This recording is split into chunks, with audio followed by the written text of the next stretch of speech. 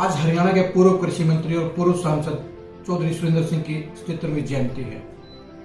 सुरेंद्र सिंह हरियाणा की उन सियासी शख्सियतों में शामिल हैं जिनकी अपनी एक अलग पहचान रही है।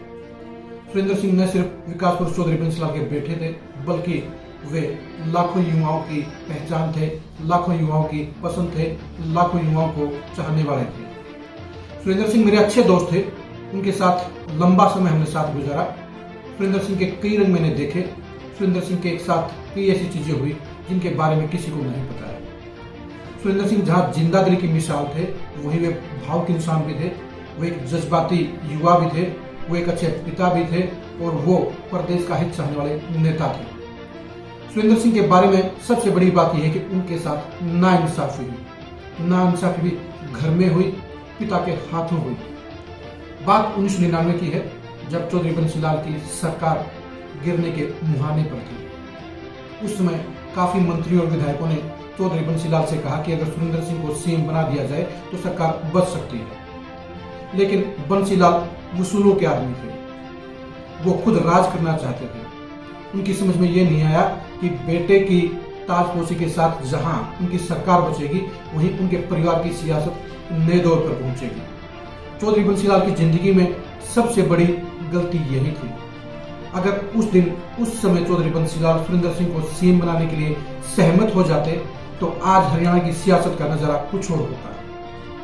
सुरेंद्र सिंह एक हजारों लाखों युवाओं को साथ लेकर चलने वाले, कैडर को बनाने वाले सबसे माहिर नेताओं में एक थे।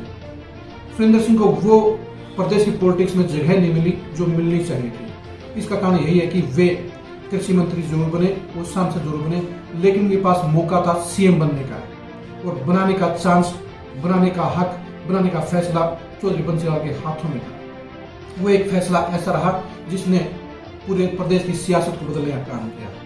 अगर उसमें बंसीलाल जी मान जाते और सुरेंद्र सिंह सीएम बन जाते तो न तो भाजपा की सरकार गिरती और न ही नेहरू की सरकार बनती, यानी कि पूरी प्रदेश की सियासत का नजारा चेंज हो जाता।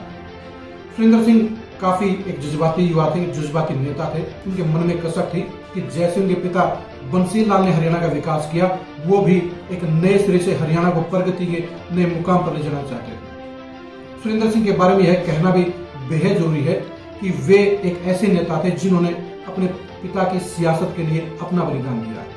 वो अपने पिता से बहुत प्यार करते थे और बंसीलाल जी उनसे बहुत प्यार करते थे, लेकिन सही समय पर सही फैसला चौधरी बंसीलाल नहीं ले पाए। इसलिए सुरेंद्र सिंह के साथ नाइंसाफी हुई। सुरेंद्र सिंह के चाहने वाले आज भी हजारों लाखों लोग हैं जो हरियाणा के हर गांव में बसते हैं। उनके लंबी चाहने वालों की एक फहरिस्त थी। आपको बता दूं, जब सुरेंद्र सिंह का 2005 में निधन हुआ तो उसमें आप मानिए कि मैं जब भिवानी से लेकर गोलागढ़ तक के जो 32 किलोमीटर का इलाका है, 32 किलोमीटर में से आप मान लीजिए 15 किलोमीटर मुझे पैदल चलना पड़ा।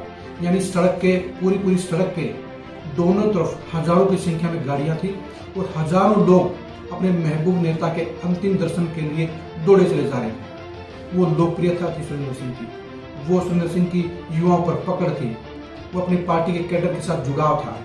ऐसा नजारा हरियाणा की सियासत में दोबारा देखने को नहीं मिला। चौधरी सुरेंद्र सिंह को याद करके एक आत्मीयता लगती है। ये लगता है कल का दौर है जब सुरेंद्र सिंह हमारे साथ होते थे, जब वो सियासत पर चर्चा करते थे।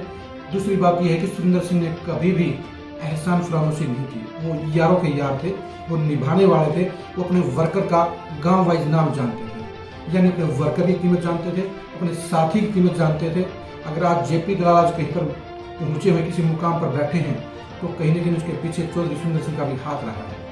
सुरेंद्र सिंह के साथ में हजारों युवाओं ने सपने देखे थे, लेकिन उनकी अचानक हुई मौत ने सबके सपने चूर चूर कर दिए। सुरेंद्र सिंह को याद करके ये महसूस होता है उन जैसे ऊर्जावान नेताओं का प्रदेश में होना बेहद जरूरी है। उनकी याद सदा लोगों के दिलों में रहेगी।